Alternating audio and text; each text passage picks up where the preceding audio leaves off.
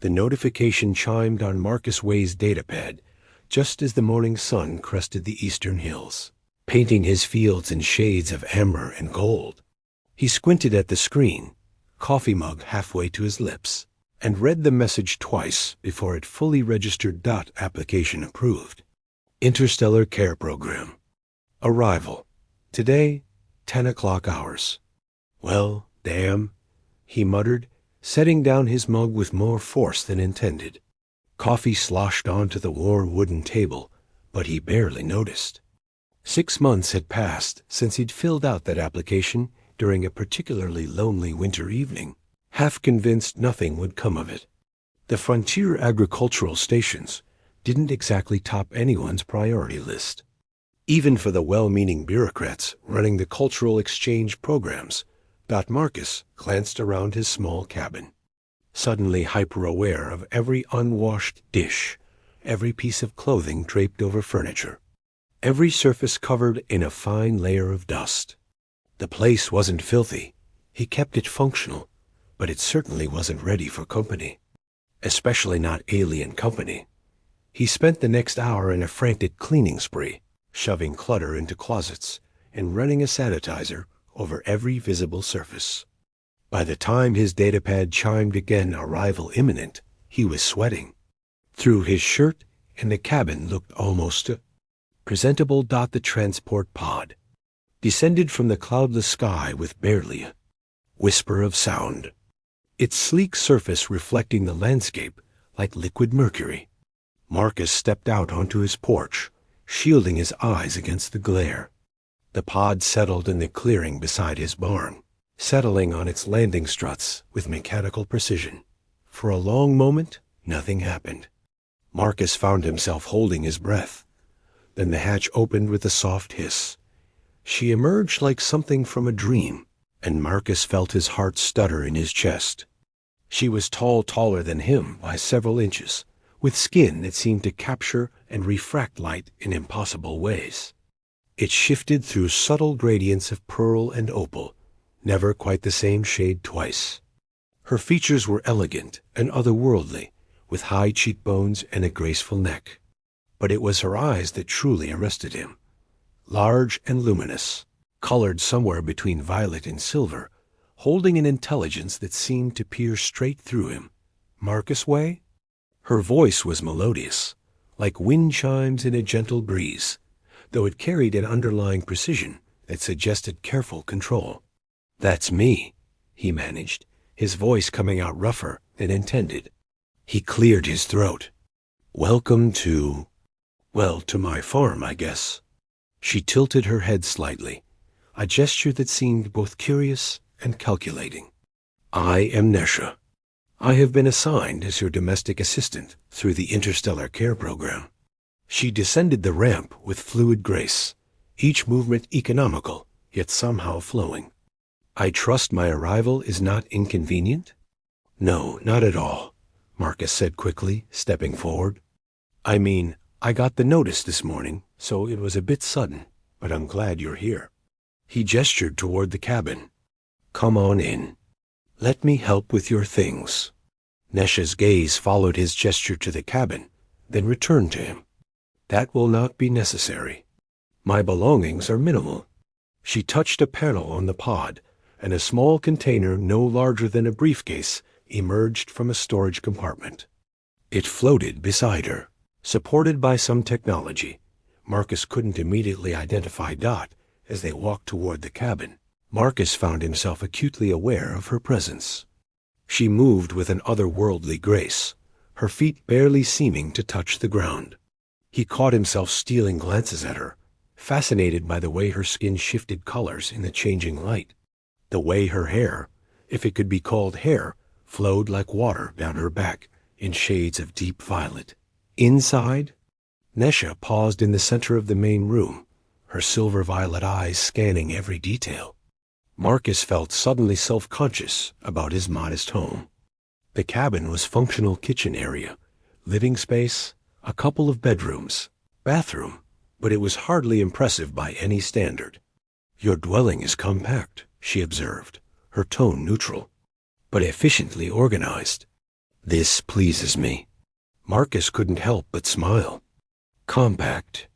That's a diplomatic way of putting it. He rubbed the back of his neck, a nervous habit. I fixed up the spare bedroom for you. It's not much, but it's private, and the window faces the morning sun. I wasn't sure what you'd need, so I kept it pretty basic. Nesha turned to face him fully, and the weight of her gaze made his breath catch. Your consideration is noted, Marcus Way. May I see it? He led her down the short hallway, hyper-aware of the creaking floorboards beneath their feet. The spare room was simple: a bed, a dresser, a small desk beneath the window, a hand-woven rug on the floor. Marcus had cleaned it thoroughly and put fresh linens on the bed that morning. Nesha stepped inside, her floating container following. She moved to the window, looking out over the fields that stretched toward the distant tree line. This is acceptable, she said after a moment. Then, turning back to him, she added, more than acceptable. Thank you.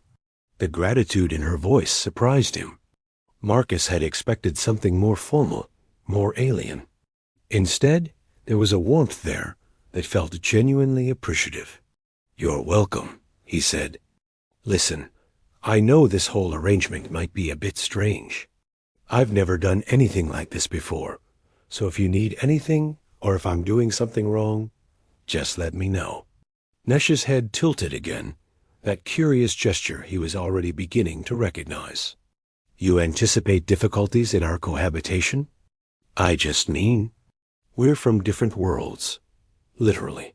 I don't want to accidentally offend you or make you uncomfortable. For the first time, something that might have been a smile touched the corners of her mouth. It was subtle, barely there, but it transformed her face. Your concern is appreciated, Marcus Way. I assure you, I have studied human customs extensively. However, I acknowledge that theoretical knowledge and practical application often differ. I will also communicate if I experience confusion or discomfort. That works, Marcus said, feeling some of the tension leave his shoulders. And you can just call me Marcus. The Way part feels pretty formal. Marcus, she repeated, as if testing the sound of his name alone. Yes, this is more appropriate for our situation. They stood there for a moment, an awkward silence stretching between them. Marcus realized he had no idea what came next. Did she need time to settle in? Should he show her around? Give her a list of chores? Nesha solved the problem for him. Perhaps you could show me the remainder of your property? I would like to understand the scope of my duties and familiarize myself with the environment. Sure. Yeah, that's a great idea, Marcus said, grateful for the direction. They spent the next hour walking the property. Marcus showed her the barn where he kept his equipment, the fields where he grew various crops, the small orchard he'd been cultivating, the workshop where he did repairs. Nesha listened intently, asking occasional questions that revealed a sharp, analytical mind. She wanted to understand not just what he did, but why he did it that way, what alternatives existed, how efficient each process was done by the time they returned to the cabin for lunch. Marcus found himself genuinely impressed. Nesha wasn't just here to follow orders. She wanted to understand the work, to optimize it, to truly contribute. He made sandwiches while she explored the kitchen, opening cabinets and examining their contents with systematic thoroughness. Your nutritional supplies are adequate, but could be better organized, she observed. I detect patterns in your consumption that suggest deficiencies in certain vitamins and minerals. Marcus paused mid-slice. You can tell that just from looking at my pantry. My species possesses enhanced sensory capabilities regarding chemical composition, she explained, running her fingers along a shelf of canned goods. I can detect trace elements and deduce dietary patterns from stored food. Would you permit me to restructure your nutritional intake? I believe I could improve your overall health markers. Sure, Marcus said, slightly overwhelmed. As long as it doesn't taste like cardboard. That almost smile appeared again. I will endeavor to balance nutrition with palatability. They ate together at the small kitchen table, and Marcus found himself studying her between bites. The way she held her sandwich with careful precision. The way her eyes tracked every movement around her, taking in information constantly. The way her skin shifted through subtle rainbows when the light caught it just right. She was beautiful. There was no denying that. But it was a beauty so alien, so different from anything he'd ever known, that he wasn't sure how to process it. You are staring, Marcus, Nesha said without looking up from her food. He jerked his gaze away, heat flooding his face. Sorry, I didn't mean to be rude. It's just, you're very different from anyone I've ever met. An observation based on species difference, she stated. This is logical. I am also finding you intriguing. Human physiology is quite fascinating in person. The clinical way she said it should have been off-putting, but instead Marcus found himself smiling. I guess we're both curiosities to each other. Nesha looked up then, meeting his eyes directly. Yes, she said simply. I believe we are. And in that moment, as afternoon sunlight streamed through the kitchen window and caught in her impossible eyes, Marcus felt something shift. It was too early to name it, too fragile to examine closely. But it was there, a spark of possibility, hanging in the air between two beings from different worlds. Neither of them knew it yet, but that spark would change everything. The first week passed in a blur of adjustment and discovery.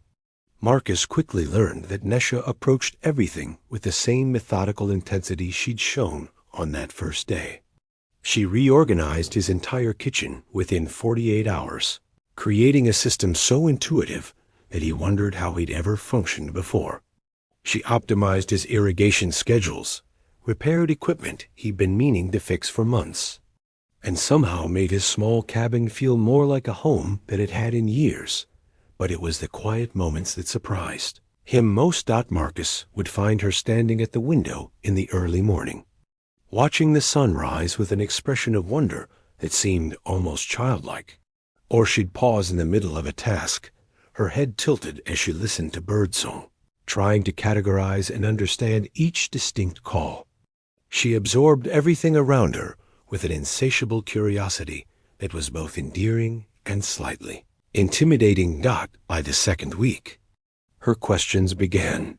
Marcus, she said one evening as they prepared dinner together. He was chopping vegetables while she seasoned protein with a precision that would make a chemist proud. I have been observing human recreational media during my downtime. Oh yeah? He glanced over at her. What have you been watching? Various programs. Documentaries primarily, but also. She hesitated, which was unusual for her. Fiction involving romantic relationships. Marcus's knife paused mid-chop. Romance shows? Yes, I find them perplexing. She set down her measuring spoon and turned to face him fully. The characters engage in highly inefficient behaviors. They conceal their feelings, create obstacles where none exist, and cause themselves significant emotional distress. Yet this is portrayed as desirable. He couldn't help but laugh. Well, when you put it that way, it does sound pretty ridiculous. But humans do this in reality, yes? This is not merely fictional exaggeration. Unfortunately, yeah, we do. Marcus resumed chopping, considering how to explain. I guess it's because emotions aren't logical. We get scared of being hurt, of being rejected. So we protect ourselves, even when it means missing out on something good. Nesha was quiet for a moment, processing. Have you engaged in such behavior? The question was direct, almost clinical, but Marcus felt it land in his chest with unexpected weight. Yeah, he admitted. More times than I'd like to count. Tell me about it, she said. And there was something in her voice, not quite eagerness, but a genuine desire to understand that made him want to answer honestly. Marcus set down his knife and leaned against the counter. There was someone. Her name was Jenna. We were together for 3 years. 3 years is a significant duration in human terms, Nesha observed. It is? We met at a farming cooperative meeting.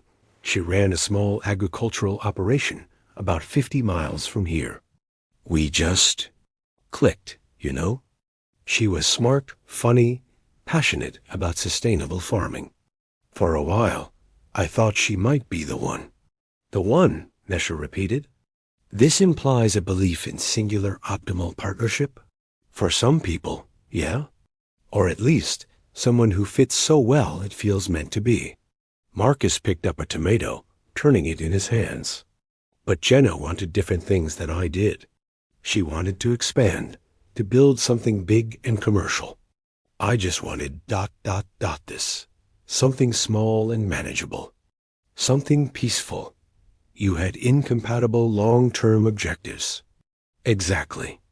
And instead of talking about it, really talking about it, we both just kept hoping the other person would change their mind. We wasted a year dancing around the issue until she finally left. He set the tomato down. Looking back, I can see all the places where we could have been honest with each other.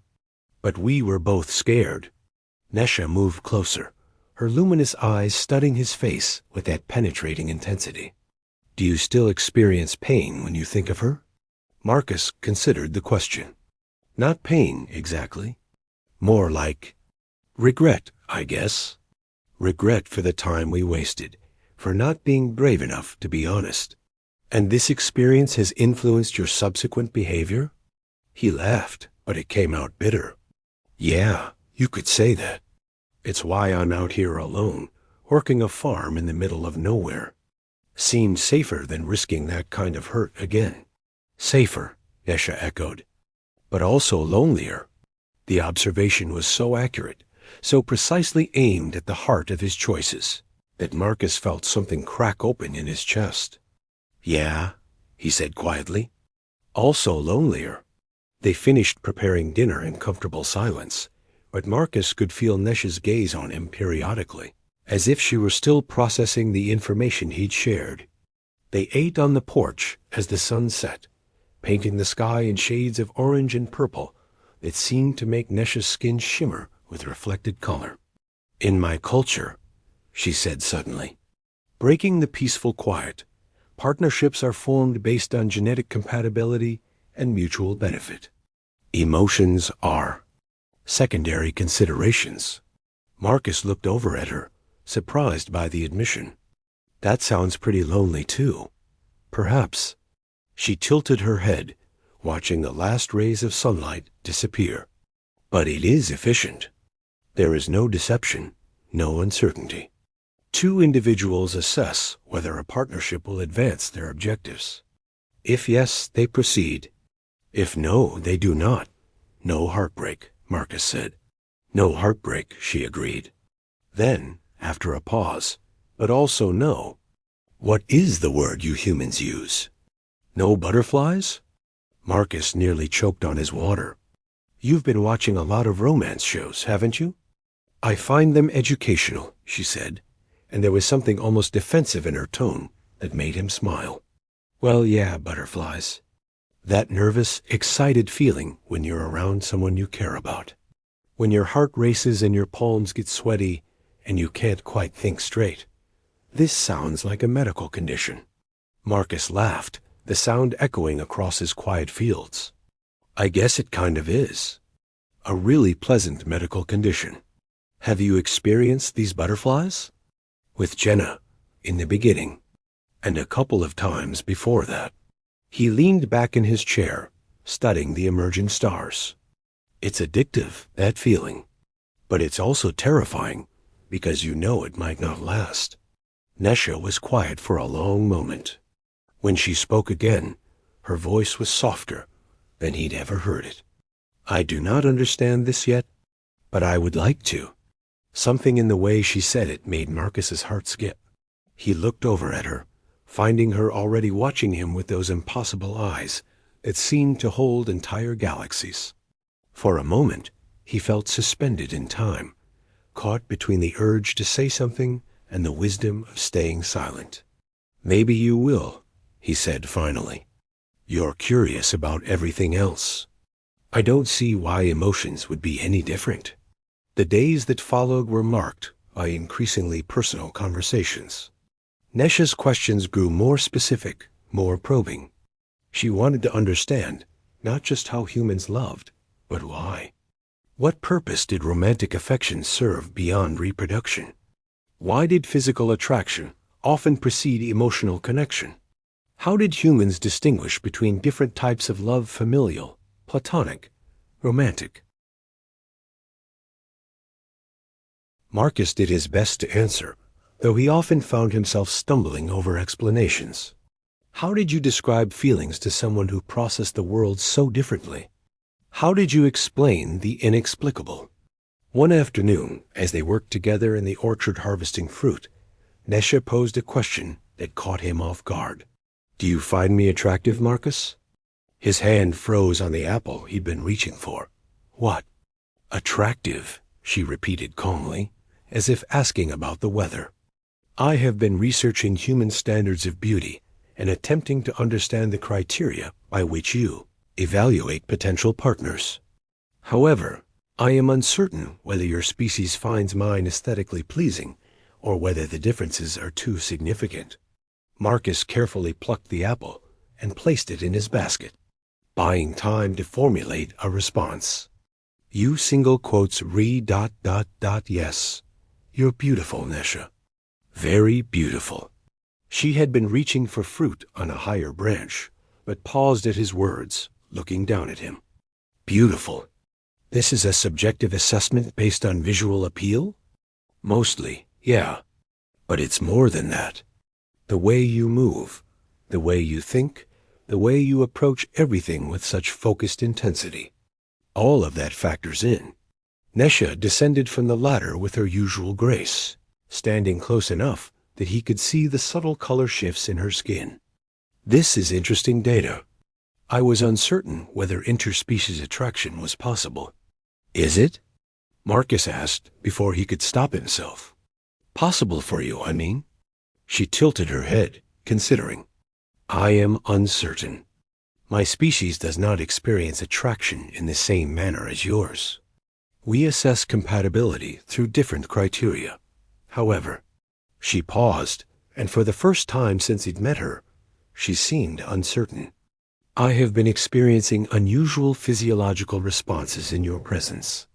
Elevated heart rate, increased neural activity in regions associated with reward processing, a desire for proximity that serves no practical purpose. Marcus's own heart was suddenly pounding. That sounds like attraction, does it? She moved closer, her eyes searching his face. How do you know the difference between attraction and mere curiosity? I guess. Attraction makes you want to be closer. Makes you think about someone when they're not around. Makes you notice little things about them, the way they laugh, the expressions they make, the sound of their voice. I see. Nesha was very close now. Close enough that he could smell something like ozone and flowers emanating from her. And have you been experiencing these symptoms regarding me? Marcus swallowed hard.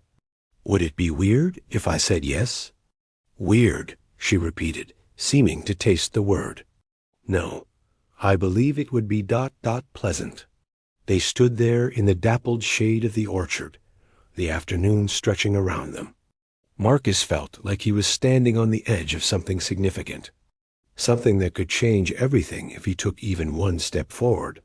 But before either of them could move, Nesha stepped back, her expression returning to its usual composed mask. I require more data, she announced. I will continue my research into human romantic customs. That evening, Marcus found her in the living room, her face illuminated by the glow of the screen as she watched yet another romance show. He settled into his usual chair, pretending to read while actually observing her reactions. She was completely absorbed, her eyes tracking every movement, every expression. When the characters on screen kissed, she leaned forward slightly, her head tilting in that curious way. When they argued, her brow furrowed. when they finally confessed their feelings. Something that might have been longing flickered across her face. This show suggests that physical intimacy often precedes emotional declaration, she observed without looking away from the screen. Is this accurate? Marcus set down his book, knowing he wasn't going to get any reading done. Sometimes. But the good relationships, the ones that last, usually build emotional intimacy first. Emotional intimacy, she repeated. The sharing of vulnerable information. The development of trust. The willingness to be seen completely by another person. Yeah, exactly that. Finally, she looked at him. We have been developing emotional intimacy, haven't we? You have shared vulnerable information about your past. I have disclosed aspects of my culture and species that I do not typically discuss. We trust each other with the daily operations of this household. We spend significant time in each other's company and find it ... agreeable. Marcus felt his pulse quicken. We have, yeah. Then, by human standards, we are progressing toward a deeper connection. I guess we are. Nesha stood, moving to stand before him. In the dim light of the room, her skin seemed to glow softly, shifting through shades of pearl and lavender. I wish to continue this progression. Marcus, I wish to understand these feelings more completely. But I want to follow the proper protocols of your species. I do not want to make errors. He stood as well, finding himself drawn to her like gravity. There's no perfect protocol, Nesha. Every relationship is different. But the important thing is communication, honesty, taking things at a pace that feels right for both people. Then I will be honest, she said, her voice carrying an intensity that made his breath catch. I think about you when you are not present. I find myself drawn to your company. When you smile, I experience a positive physiological response that I cannot fully explain. I believe these may be the beginnings of what you call attraction. Marcus reached out slowly, giving her time to move away if she wanted. When she didn't, he gently took her hand. Her skin was warm and impossibly smooth, and he felt a slight vibration, like a current of energy flowing between them. I think I'm feeling the same thing, he admitted, and it scares me a little. Fear is logical, Nesha said. You have been hurt before. Your protective instincts are engaged. But maybe it's worth the risk, Marcus said, squeezing her hand gently. Maybe you're worth the risk. For the first time since he'd met her, Nesha smiled, fully not the small, subtle curve he'd glimpsed before, but a genuine smile that transformed her entire face. I find your courage admirable, Marcus Way. They stood there, hands joined, both of them aware that something fundamental had shifted between them. Neither knew exactly where this path would lead, but for the first time in a long time, Marcus felt ready to find out. The morning after their conversation in the living room, Marcus woke to find Nesha already working in the fields. He watched her from the porch as he sipped his coffee, admiring the efficient way she moved between the rows of crops, her scanning equipment held with practiced ease. The sunrise caught in her skin, making her look like she'd been crafted from morning light itself. Something had changed between them, and it hummed in the air like electricity. Every glance felt weighted, every accidental touch sent sparks through his nervous system. Marcus found himself hyper-aware of her presence in a way that was both exhilarating and unsettling. Over the next few days, he noticed Nesha's behavior shifting in subtle ways. She stood closer to him when they worked together. Her questions became more pointed, more focused on the physical aspects of human relationships. She'd taken to watching romance shows during every spare moment, often pausing scenes to study them with scientific intensity. Marcus, she called to him one afternoon as he was repairing a fence post. May I ask you something? He looked up to find her approaching with that purposeful stride he'd come to recognize. Of course. In the media I have been consuming, I have noticed a pattern. Physical contact escalates in stages: hand-holding, embracing, kissing, and eventually. She paused, searching for words, more intimate acts. Is there a specific timeline for this progression?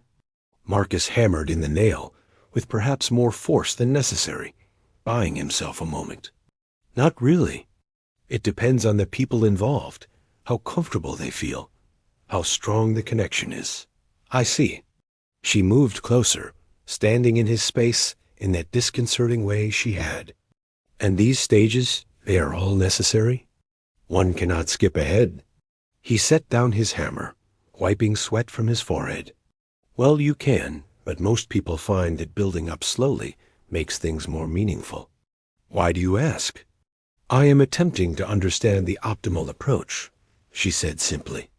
I wish to explore these feelings we have acknowledged, but I do not want to proceed incorrectly. The earnestness in her voice made his chest tighten. There's no incorrect way, Nesha. As long as both people want the same thing and communicate about it. She nodded slowly, her eyes distant as she processed this information. Communication? Yes, that is logical. That evening, Marcus suggested they watch something together, a compromise between her educational viewing and his need for something less analytically intense. They settled on an older film, a romantic comedy he remembered being sweet without being too heavy. Nesha sat beside him on the couch, closer than usual. He could feel the warmth radiating from her, could smell that unique scent of ozone and flowers that he'd come to associate with her presence. As the movie progressed, he became increasingly aware that she wasn't really watching it. Instead, her attention kept drifting to him. This is nice, he said during a quiet moment in the film. Just sitting together like this. Yes, Nesha agreed. Then, hesitantly, she added, May I? The characters in these shows often engage in physical contact while viewing media together. Marcus smiled, his heart rate picking up.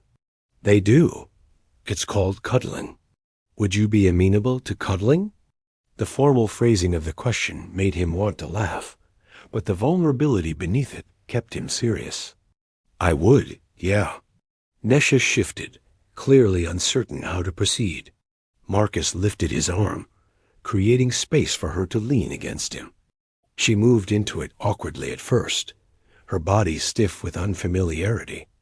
But gradually she relaxed, her head coming to rest against his shoulder. They sat like that for the rest of the movie, and Marcus couldn't have recalled a single plot point if his life depended on it. All his attention was focused on the weight of her against him, the subtle shimmer of her skin, the way her breathing gradually synchronized with his dot when the credits rolled. Neither of them moved immediately. This feeling, Esha said softly, this warmth and contentment, is this what humans seek in relationships? Part of it, yeah. I understand the appeal now.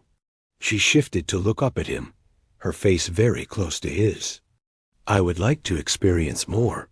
Marcus's breath caught. More cuddling? More ... everything. Her eyes searched his face. I have been researching extensively, Marcus. I believe I understand the protocols now. I wish to progress to the next stage. Before he could respond, she closed the distance between them. Pressing her lips to his dot, the kiss was technically proficient, but oddly mechanical, as if she were following instructions from a manual. After a moment, she pulled back, her expression thoughtful. Was that correct? She asked. Marcus couldn't help but smile, despite his racing heart. It was nice, but maybe a little. Clinical? Clinical, she repeated, frowning slightly. I was attempting to replicate the technique I observed in media. The angle, the pressure, the duration. Nesha, he interrupted gently. Kissing isn't really about technique. It's about feeling, about responding to each other. I see. Should I attempt it again with less analytical focus? Maybe we should slow down a bit, Marcus suggested, though every nerve in his body was screaming the opposite. This is all new for you. We don't have to rush. Something flickered across her face, disappointment, perhaps, or frustration. But in my research, progression happens rapidly once mutual attraction is established. Many couples engage in physical intimacy within days or even hours of meeting. That's Hollywood, Nesha, not real life. Or at least, not real life for most people. She stood abruptly, pacing to the window. I am confused. You said you were attracted to me. I have clearly stated my attraction to you. Why would we delay exploring that connection? Marcus stood as well, trying to find the right words. Because physical stuff can complicate things. I want to make sure we're building something real, something that lasts. I don't want to mess this up by moving too fast. Nesha turned to face him, her expression difficult to read. In my culture, physical compatibility is assessed early to determine if a partnership is viable. Delaying seems illogical. But we're not just from different cultures, Nesha. We're from different species, different worlds. This is uncharted territory for both of us. Which is precisely why I've been researching human customs, she said, her voice rising slightly, the first time he'd heard her show real emotion. I am attempting to follow your protocols, but you keep telling me they are wrong. They're not wrong, Marcus said, moving toward her. I just think maybe you're focusing too much on what you've seen in movies and not enough on what feels right for us specifically. Then tell me what feels right, she demanded. Provide me with parameters. Give me guidelines to follow. That's just it, there aren't any. We have to figure it out together, as we go. Nesha's skin flickered through rapid color changes, something he'd learned indicated distress. This is highly inefficient. How do humans ever manage to form partnerships when the rules are so unclear? Marcus couldn't help but laugh, though he tried to suppress it. We mostly stumble through it and hope for the best. She stared at him for a moment, then something that might have been amusement crossed her face. That is perhaps the most human thing you have said to me. The tension in the room eased slightly. Marcus reached out, taking her hand. Look, I know this is frustrating, but I really do want to explore this thing between us. I just want to do it at a pace where we're both comfortable. I am comfortable, Nesha insisted. Are you? Or are you trying to follow a script? She was quiet for a long moment. I am uncertain. I have been experiencing these feelings, attraction, desire, affection, but I do not fully understand them yet. Perhaps I was attempting to use research as a substitute for experience. That makes sense, Marcus said gently. And there's nothing wrong with that. But maybe instead of trying to follow someone else's playbook, we could just see what happens naturally. Nesha nodded slowly. A more organic approach. Yes, that is logical. She squeezed his hand. I apologize if I made you uncomfortable with my directness. You didn't? Well, maybe a little, but not in a bad way. He smiled. I actually appreciate how straightforward you are. It's refreshing. They stood there, hands linked, the evening settling around them. Outside, crickets had begun their nightly chorus, and the first stars were appearing in the darkening sky. May I ask one more question? Nesha said. Always. The kiss, you said it was nice, but clinical. How do I make it less clinical? Marcus felt heat rise in his face. Well, it's about responding to the moment. Letting yourself feel instead of think. Show me, she said simply. His heart hammered against his ribs. Nesha, I am not asking for more than a kiss, Marcus. But I wish to understand. And I learn best through practical demonstration. There was a logic to that he couldn't argue with. Slowly, giving her every opportunity to change her mind, he stepped closer. His free hand came up to cup her cheek, marveling at the warmth and smoothness of her skin. The key, he said softly, is not to overthink it, just feel. He leaned in slowly, watching her eyes flutter, closed in unconscious response. When his lips met hers this time, it was gentle, questioning.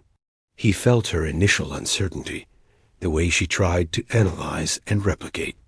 But then something shifted. She stopped thinking and started feeling, her body relaxing into his, her lips moving against his with instinctive response rather than calculated precision. When they finally pulled apart, they were both breathing harder. Nesha's eyes were wide, her skin cycling through colors he'd never seen before, deep purples and shimmering golds. Oh, she breathed. That was significantly different. Marcus laughed softly, his forehead resting against hers. Better? Considerably. I experienced a neural cascade I have never felt before. My entire sensory system became hyperfocused on the points of contact between us. It was, she paused, searching for words, overwhelming in the most pleasant way possible. Those are the butterflies we talked about, Marcus said. I see. She was quiet for a moment and added, I would like to experience that again, multiple times, frequently. I think that can be arranged, Marcus said, unable to keep the grin off his face. They spent the rest of the evening on the couch, not watching any media, just talking and occasionally kissing when the mood struck. Nesha was a quick learner, and Marcus discovered that when she stopped trying to follow a script and just let herself respond, she was naturally affectionate and surprisingly playful. As the night grew late, and they finally retreated to their separate rooms, Marcus lay in bed replaying every moment. The taste of her lips, the soft sounds she made when he kissed the curve of her neck, the way her skin had shimmered with colors he was beginning to associate with happiness.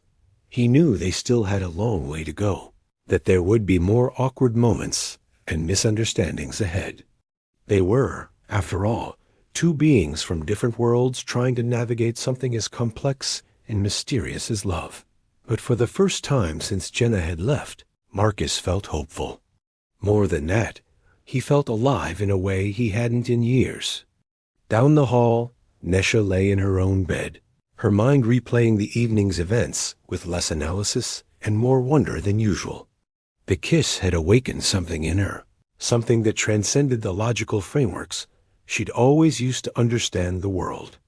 She touched her lips, remembering the sensation, the overwhelming rush of feeling that had temporarily short-circuited her analytical mind. In her culture, such a loss of control would be considered a weakness. But here, in this quiet farm on this strange planet, with this gentle human who looked at her like she was something precious, it felt like strength. She had come to Earth to learn about humanity, to fulfill her assignment, and then return home. But somewhere along the way, the mission had changed. She wasn't just learning about humans anymore. She was learning what it meant to feel. And as sleep finally claimed her, Nesha smiled in the darkness, already anticipating tomorrow and all the tomorrows that might follow.